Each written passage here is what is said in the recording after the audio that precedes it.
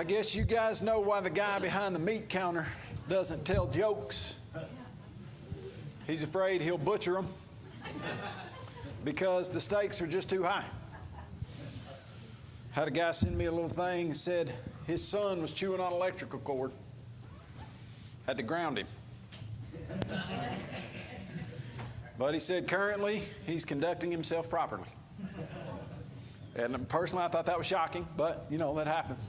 Sometimes glad that you are here. Hope that you, ate some barbecue yesterday. Maybe you got it planned for today. Saw some fireworks, 4th of July, always exciting to remember the country where we live. I've traveled to several different countries all over the world, and there's not another one that gives us the kind of freedom that we have here today to be able to worship the way that God instructed us to worship, to have the abilities and the capabilities to basically, in many, many ways, do what we want.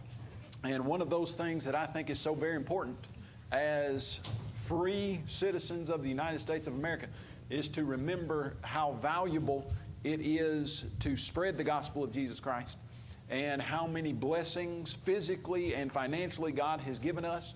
And one of the reasons He's given those to us is so that we can make sure we get His Word as far and as wide as possible. And it's a blessing to me, it's exciting to me to get to live in the country where we live and have the freedoms that we have. And I think we always need to remember that. Of course, we know it's not perfect. We know there are things about it that we wish were different. We wish that our leaders would take a different approach to things like abortion and very serious moral issues of that nature. But even with that, God instructs us to pray for our leaders and to thank Him for our freedom. And it's exciting to have the kind of freedom that we do have. And I think all of us know what that cost in the idea, in the matter of the people who have put their lives on the line for that, and many of them who have lost their lives for that. And it's a good time to remember how good we do have it in this country. We are going to be looking at something that is fairly serious, but also one of those things that you just understand is something that has to be the case in order for things to be right. And here's what I mean by that. You ever met some people that are just unreliable? They say they'll be somewhere, and they won't. And they say they'll be somewhere at this time, and about that time where you're expecting them to be there, they will call and say, well, got hung up at the office or didn't leave in time. It's going to be another hour. And then sometimes they won't show up at all, and they just don't do what they say. You know, people like that are very frustrating to deal with, and you can't really arrange your schedule around what they say that they're going to do for you because they're probably not going to do it anyway. And those kinds of people, you understand you wouldn't really want to go into any kind of business dealings with much at all. And if you were dealing with somebody that was unreliable, that when they said something you just couldn't trust what they said, those kind of people are very disappointing to you. You know, sometimes maybe you grew up with a person who was a parent that would say things that simply would not happen. The parent, your mom or dad, might have been the kind of person that said, hey, we will do this. And you as a kid were hoping that that would be the case, and you expected it to be the case because your dad told you it would be the case, and then he just didn't do it. Or your mom just was the kind of person that would say, hey, we'll do this. I hope that's not the case. But I've talked to many people that they would just say, hey, you know, growing up, I was told we do this, and I was told this would happen, and I was told this would happen, and my parents just were not reliable. You know, maybe you have a child in your house. Maybe that child now is grown, 25, 30, 35, 40 years old, and you just can't get your son or daughter to be straightforward with you and be reliable and be somebody who, when they say they're going to do something, does it, and they'll tell you that they will do something and they don't do it. You know, isn't that just the most frustrating thing? What if you worshiped a God that was not reliable? A God that said He would or would not do something and then just said, you know what, no, that's not going to be I'm going to change it now.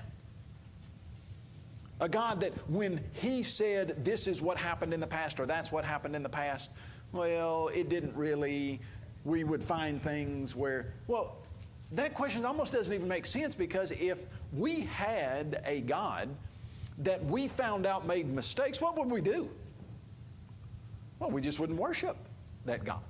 We would find a different entity to worship, because we would recognize that if God really is God, He would be 100% always absolutely correct and reliable about everything He says.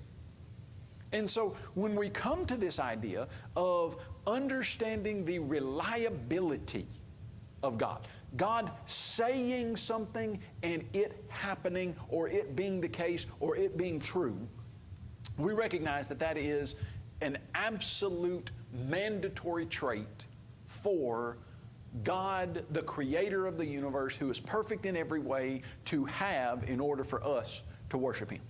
Because, you know, we humans, we're wrong sometimes. And not only, you know, do we sometimes say, hey, I'll be there and I won't be there, but sometimes we're unreliable because we just don't know things. We're wrong about certain things. We don't have information that we should have, or that if we had looked into something we might have had. I'll give you an example. When I was in Florence, Alabama, we moved into a house that for the first time had a garage door that opened with a button. Now, I grew up with a garage door opener.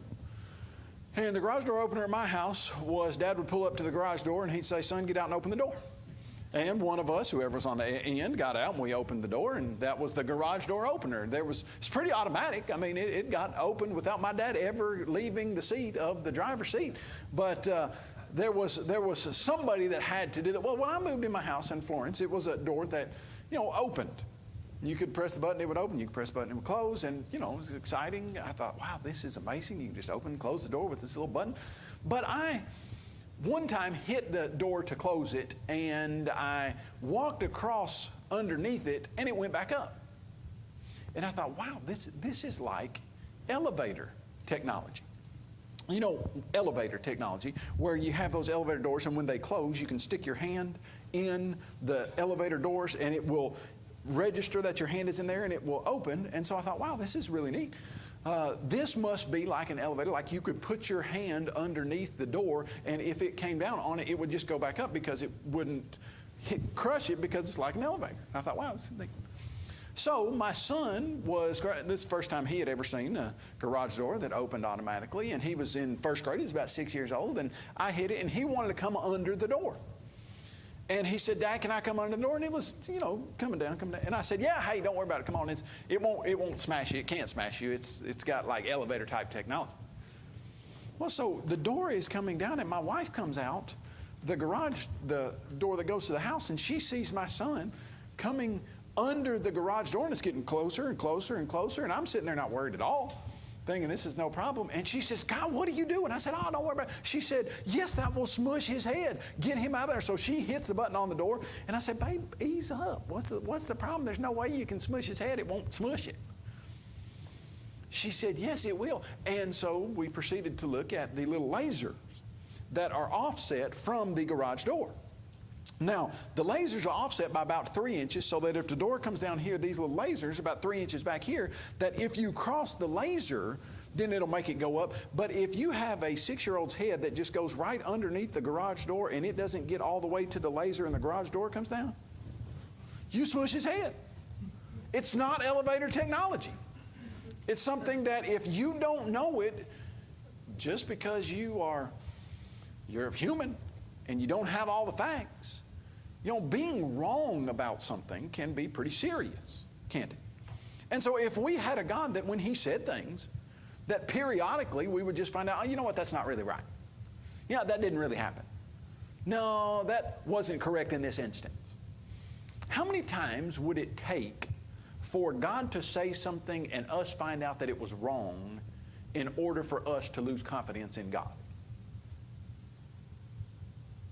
One time. That's all it would take. For God to say this is the case and us find out that it's wrong. Now, I deal with the skeptical community. And when I say the skeptical community, there are about 22 million people in the United States of America right now who say there is not a God. Or if there is, I don't think that there is, because they would say they are agnostic. I'm 98% sure there's not. I can't prove 100% that there's not, but I don't think there is, and so I'm just going to act like there's not. And so I deal with the 22 million people who are the kinds of people who say your Bible is full of errors. And if your Bible is full of errors, then the supposed God that wrote your Bible can't be the real God. And so why in the world would you worship somebody that wrote a book, according to you, that has a bunch of mistakes in it? And so they're constantly trying to point out mistakes in the Bible and say, this is wrong and that's wrong. And what they're doing is they're trying to say, your God is not reliable. When your God says something, when the Bible says something, sometimes it's just not true. Well, when we can listen to those accusations and then check them according to the facts, here's what we find. I think you know exactly what we find, and I think that's why you're here this morning. Because what we find is, in every case, every time you can check it, the Bible is always 100% absolutely, positively correct in everything that it says. Now I'll give you a couple examples. Several years ago, in 2008, there was a guy by the name of Rene Salm, S-A-L-M, who wrote a book titled The Myth of Nazareth. And in this book, The Myth of Nazareth, Rene Salm said that he had struck the death blow to the Achilles heel of a popular God. Now, he was talking about the God of the Bible, and he said it took him 8 years of painstaking research to prove that Nazareth did not exist as a town and was not inhabited by anyone in the first century. So that was the thesis of his 8 years of painstaking scholarly work. I read the thing in 2008. I read it. And on the back you had some of the biggest skeptics in the nation saying this is unanswerable. The Christian religion will be destroyed by this argument unless Christians can find a way to somehow suppress it or try to somehow lie about it or whatever it was. They just can't answer this. Now, I dare say, if I ask for a show of hands this morning, how many of you have ever read the book, The Myth of Nazareth, or have ever even heard of Rene Salm? Most of you would shake your heads just exactly like that and say, not us. And there's a good reason for that, because after 8 years of his work and about a 350-page scholarly edition, he called it, with, I'm going to say there were 350 footnotes in the thing. As boring as everything to get through. The main point of it was, well, there weren't these kinds of Herodian oil lamps in the garbage area of what we thought was that. It was long and very drawn out. But I felt like it needed to be answered because so many of the skeptics were writing about it, etc. And so I wrote about a 5,000-word article refuting Rene Salm's book in 2008. And felt like I did a good job. Thought that it was a very good article. But here was the irony of it.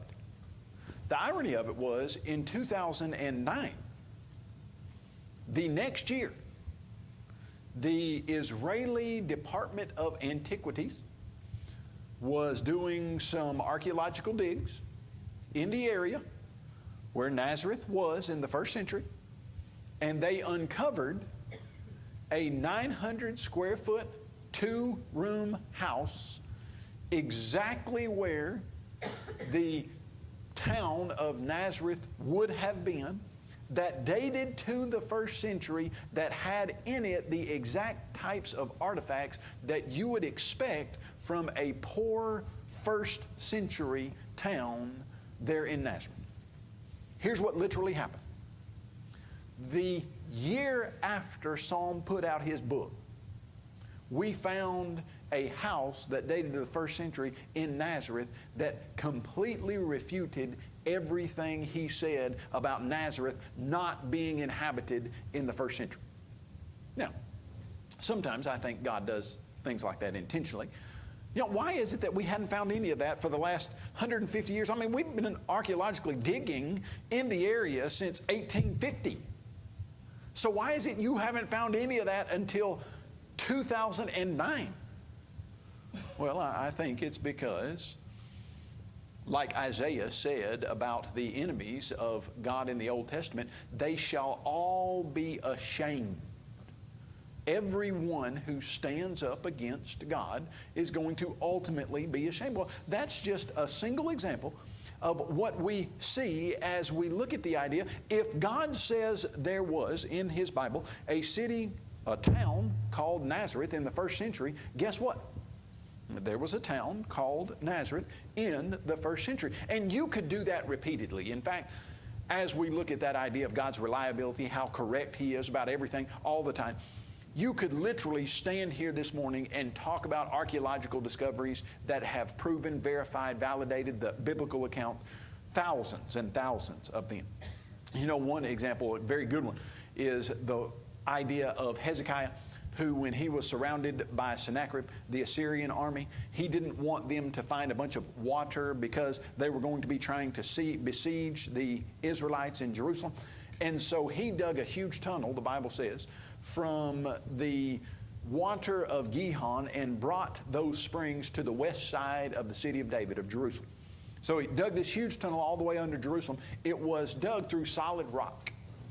And so what you would find is if there was a king in Israel who dug a tunnel all the way through solid rock, you would at least expect for there to be some kind of evidence, some kind of sign of that.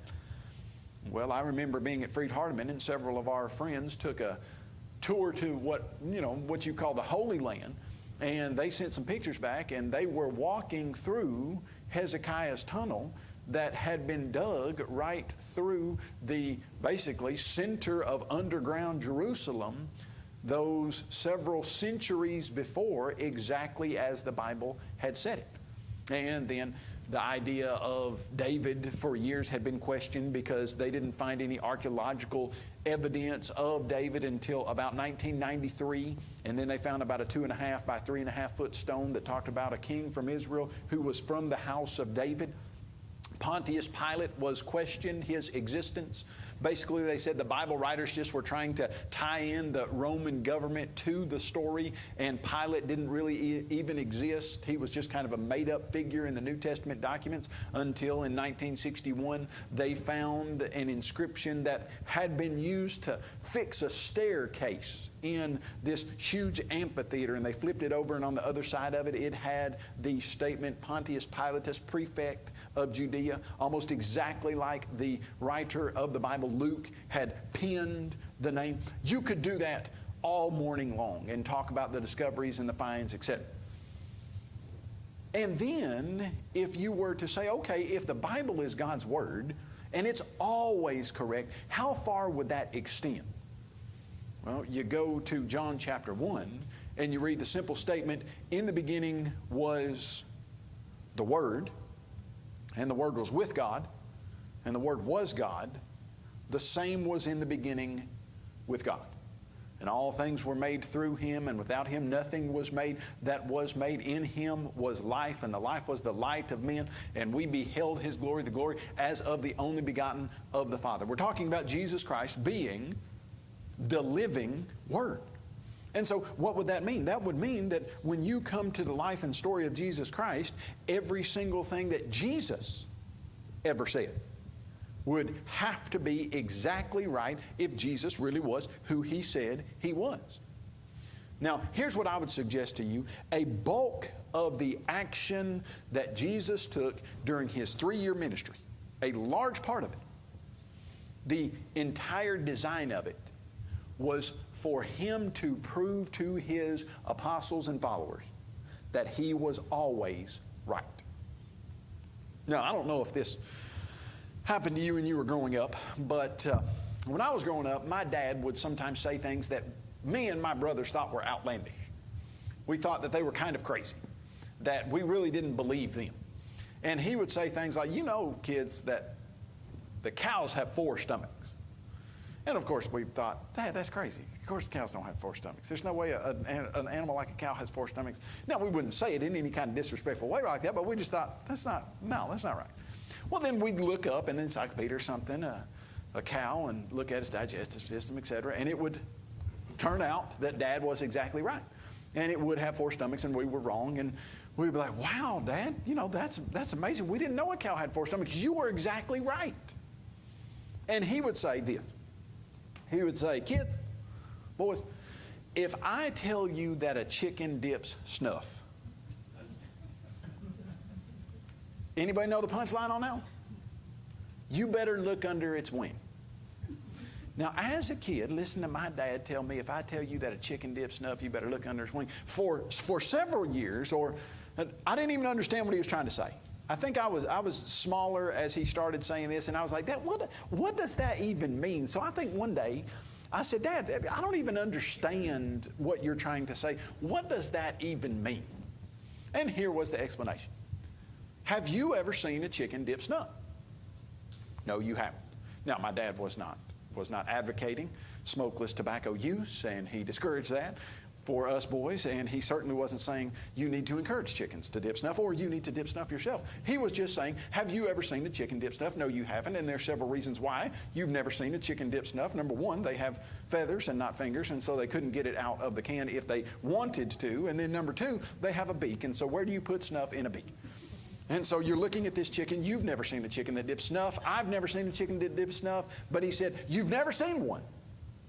But if I tell you that one does, that one right there, then you better look under its wing.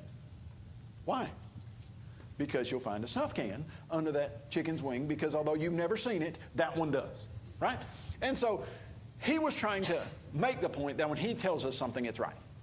Now, ironically, as you can imagine, when he would tell us something and we would find out it was wrong, we didn't hear anything about the chicken. But when he would tell us something and we found out it was right, he would then shorten it to, what'd I tell you about that chicken? Well, I've heard that phrase right there, well, what'd I tell you about that chicken? Now, here's what we're trying to say. He was trying to say, I am reliable, even though you might not believe it, even though it might be something that you don't understand or you think is outlandish. In this case, it's true. Now, as we look at that idea, what we find out is that Jesus, over and over and over and over, was trying to show his apostles, I know you don't believe this. I know you've never seen it. I know it seems outlandish to you. I know it's something that you would find incredible, find almost virtually impossible. But if I tell it to you, in this case, it's the truth. Now, I'm going to give you a great example of that, I think, as you turn to Matthew chapter 17. You're turning to Matthew chapter 17, and there in Matthew chapter 17, it's a very brief little story that sometimes I think maybe we almost skip over as far as thinking through how it would have played out. You're right there in Matthew 17. You look in verse 24, and they come into Capernaum, and those who received the temple tax came to Peter and said, does your teacher not pay the temple tax? So it looks like they've come into the area and Jesus and Peter haven't paid their temple tax. And so the tax collector goes up to Peter and says, does your teacher not pay the temple tax? Trying to put Peter on the defensive immediately. And Peter responds to this guy and says, no, he does. He pays it. So then you see Peter, after this exchange with the tax collector, going to Jesus, basically, probably, to ask Jesus if he's going to pay the temple tax, where he's going to pay the temple tax, when he's going to get it done. So he goes to Jesus. And now watch what the text says. And he said yes, and when he came into the house, Jesus anticipated him. Now, what does that mean? Jesus anticipated him. Okay, it means Jesus knew the conversation he had with the temple tax collector, and Jesus is going to answer Peter's question before Peter ever asks it. Now, suppose that you have a question you're going to ask somebody. Let's say somebody asks you about, I don't know. Let's say somebody asks you about how to fix a mower, and does your husband know how to fix a mower? And you say, yeah, my husband could fix that, but you don't know exactly what he would say. And you walk into the house, and you're about to ask him, hey, so-and-so's blade on the mower is not working. How can we fix that? But you haven't asked him yet, and your husband says to you, hey, do you think that a 3/4 inch bolt on the bottom of a blade will hold it better than a than a half inch? Okay, and it would be kind of eerie to you that your husband would know that you were about to ask him about this mower and he didn't even hear the conversation you had with the person whose mower was broken. You see what's being said here? So Jesus anticipates him and says, Peter, let me ask you a question. Who has to pay taxes? A king's son or the citizens? Now, Peter at this point should have recognized, okay, something's going on here, because Jesus knows about the conversation I had before I've even said anything. But Peter answers the question, and he says, well, a king only makes the citizens pay taxes. Jesus then says, so a son would not have to pay taxes. A son would be free. Is that correct? And Peter basically is saying, yeah, that'd be correct. Now, what's Jesus' point? If I'm the Son of God and the temple is whose temple? God's temple. And I'm the Son of God, do I have to pay my dad taxes to use my dad's temple? No. Okay, so I don't have to pay taxes. That's what the point is here with Jesus' exchange with Peter. I don't have to pay taxes, but you know what? I don't want to offend these people, lest we offend them, even though I don't have to pay taxes. I don't want them to be offended. So he says to Peter, notice the instructions. All right, nevertheless, lest we offend them, go to the sea, cast in a hook, and take the fish that comes up first. And when you have opened its mouth, you will find a piece of money. Take that and give it to them for me and you. A couple things here. Number one, if I were just to ask you to, just off the top of your head, name for me the most common kind of money you read about in the New Testament, the most common coin, we would most likely come to the idea of a denarius or a denarii. You know, the most common coin in the New Testament as you read it was 1 day's wage. That's what a denarius was, 1 day's wage for a common laborer. So if you went out and worked in a field, they would pay you 1 denarius per day. That's the most often used coin in the New Testament. Now, this coin that Jesus says is going to be in this particular fish's mouth is not a denarius. In the original language, it's a stater. And here's why that's important. As I understand it, the exact change for the temple tax for 2 people was 1 stater. You paid half a stater a person for temple tax. So here's what Jesus says. Go to the sea, throw in a hook. The first fish you grab, you're going to look in its mouth, and you're going to find the exact change for the temple tax for me and you. Interesting? Okay. I don't know about you. I'm a recreational fisherman. And what I mean by that is I do it for fun, not for a living. And I will try to catch fish about anywhere that I go. I love to fish. It's fun.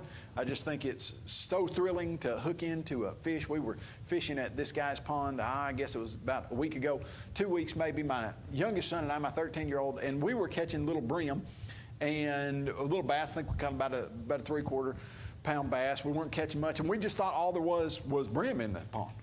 So I throw out my little bobber, and I've got about 18 inches of line with a little worm on it. I bet I had half a tiny little piece of a red worm on there. My pole shoots straight down, and it feels like I'm hung on a log. And I'm thinking, this thing is, but it starts moving across the pond, so I'm thinking, it's got to be something. So I start reeling. Well, the guy told us basically there were brim in there, maybe a few little bass. I pull up probably an 8-pound catfish that had bent my hook and was almost breaking. I had a little bitty brim hook on it. When I got it up, the hook was almost bent off so that I was thrilled with my little 8-pound catfish. Now, I've caught bigger catfish than that. Me and my son, we go bow fishing. We shot a 32-pounder. And, we've dealt with some pretty big fish. But recreationally fishing, I had a lure. I had a little Rebel Caterpillar lure that I used to fish with when I was in high school from about age 15 to 17 on the Little Bigby that runs right by my parents' house. And we decided one summer we were going to count how many fish we would catch on this single lure. Now, the thing about the Little Bigby is it's small enough where you can just walk all the way across it. There's not a point at where we've found yet that it goes over your head. Well, maybe one right by the golf course. And you don't lose the lure. If you get it hung, you can just go over there and undo. So I think we counted where I caught 153 fish on this one little rebel catfish, caterpillar lure. My brother had a crawdad lure, and we would just count how many we could catch. Now, they were all average about 2 ounces each. I mean, they were tiny, but it was fun just to count how many you could count how many you could catch on this one lure. In the course of my life, maybe caught, I don't know, just estimate, it's maybe 5,000 fish. I mean, that'd be a lot, but maybe that's what we've caught. I'm a recreational fisherman, and I clean a lot of them, eat a lot of them. Stayed down one summer in Florida, caught all kinds of crappie, ate a bunch of crappie. You know, when you're skinning a fish, you can find all kinds of stuff in their stomach. And I have found all kinds of stuff in the stomachs of fish that I have skinned and filleted and eaten, etc. You know, I found crawdads. You can find rubber worms. You can find hooks in their mouths. You can find all kinds of stuff in the bellies and mouths of fish. I've caught fish where they had other fish in their mouth, caught fish where they were swallowing a frog, some kind of food. I mean, I've caught fish that had a bunch of stuff in their mouth. Maybe I've caught 5,000 fish in my life. You know what I've never seen in the mouth of a fish, ever? You ever pull one up and find a $100 bill? But I mean, I'd like to know where you're fishing if you have. Because I haven't. I've never found a $100 bill in a fish's mouth. You know what? I've never found a quarter. Not one quarter. Never found a dime, never found a nickel. I've never found any money in any fish I've ever caught, ever. And I'm a recreational fisherman. What was Peter before he became an apostle? Oh, he's not a recreational fisherman. He's a commercial fisherman. You think Peter had cleaned a lot of fish? You think he had pulled up thousands and thousands? You know, he had probably been a commercial fisherman. I mean, just based on the knowledge that we have of how fishing worked, it had probably been a family affair. He had probably been on that boat since he was maybe 3, 4, 5 years old. And we don't know how old he was when Jesus called him, but he had probably been fishing for years and years, and he had probably pulled up thousands and thousands and thousands of fish. You think Peter ever had found any money in the mouth of a fish? You think he ever found exact change for the temple tax for 2 people the day after he was approached about the temple tax? I bet he hadn't. What do you think Peter was thinking when he went down to that sea with that hook? You mean to tell me I'm going to pull up a fish and there's going to be money in its mouth? And it's not just going to be any money. It's going to be exact change for 2 people. This is crazy. Now, let's ask this question. Could Jesus have come up with the money for the temple tax another way? Oh, he could have materialized the money out of his pocket. I mean, he fed 5,000 people with 5 loaves and 2 fish that he just kept materializing out of nothing. Jesus could have come up with the temple tax for 2 people in any way. He had some people that followed him that took care of his financial and physical needs on a regular basis. He could have turned to one of them and said, hey, we need the temple tax for 2 people. Will you come up with that? He could have done this anyway. Why do you think he told a commercial fisherman to go down to the sea and cast a hook in, and the first fish you catch, you look in its mouth and you'll find exact change for the temple tax? Why do you think he did that? You know what Peter was probably thinking? I've never seen a fish that has ever had any money in its mouth. I've caught thousands. Yeah, Peter, that's right. But if I tell you this fish, this one right here, has money in its mouth, then what? You better look in its mouth. Because what's going to happen? So he goes down. Can you imagine when he goes down and he throws that hook in? And he might even be wondering, he normally fish with a net or whatever. Might even be wondering how it's going. So he throws it in and he feels that tug and he thinks, okay. So he probably pulled. It probably wasn't a reel like we have. It's probably a pull in. So he throws that hook out there, feels that tug, starts pulling it in. He sees this fish going back and forth. It had to be a considerable fish, really, to have a coin like a stater in its mouth. So he gets it in, maybe 2, 3, 4 pounds. Who knows how big? Do you know as he's getting that hook out of that fish, what he's probably thinking? You think this fish has really got money in its mouth? And he turns that mouth and looks in it.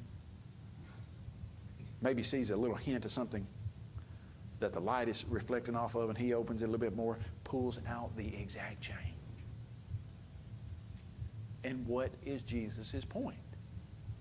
If I tell you that this fish has money in its mouth, you go down and you catch that fish and you look at its mouth, because you will find exactly what I tell you you will find. Do you know how many times this happened?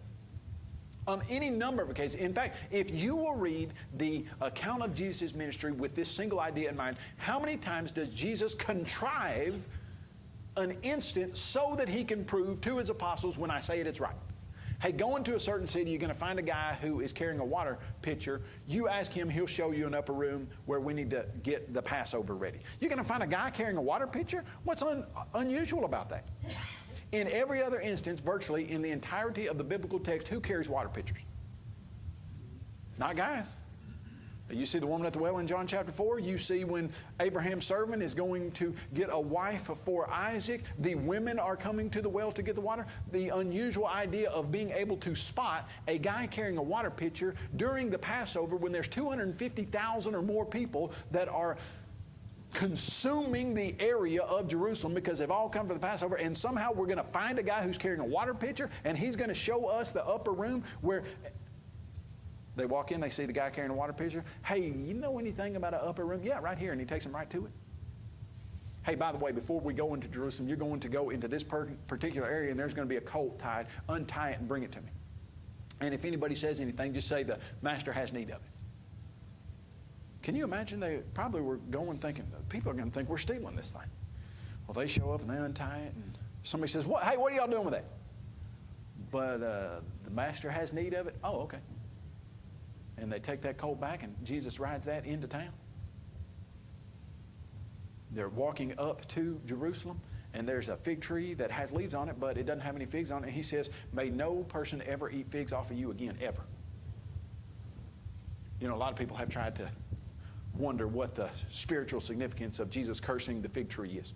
It looks like they just kept on walking. His apostles kept on walking. And the next day they came back to that exact spot, and there was the fig tree. Dead. Completely shriveled up, completely dead. The day before it was totally healthy. It had leaves and everything. Today it's dead. And the apostles look at it and they said, "What? You cursed this tree and now it's dead? That's amazing." What's Jesus trying to say? If I tell a tree it's never going to have figs on it again, what's going to happen? Never again.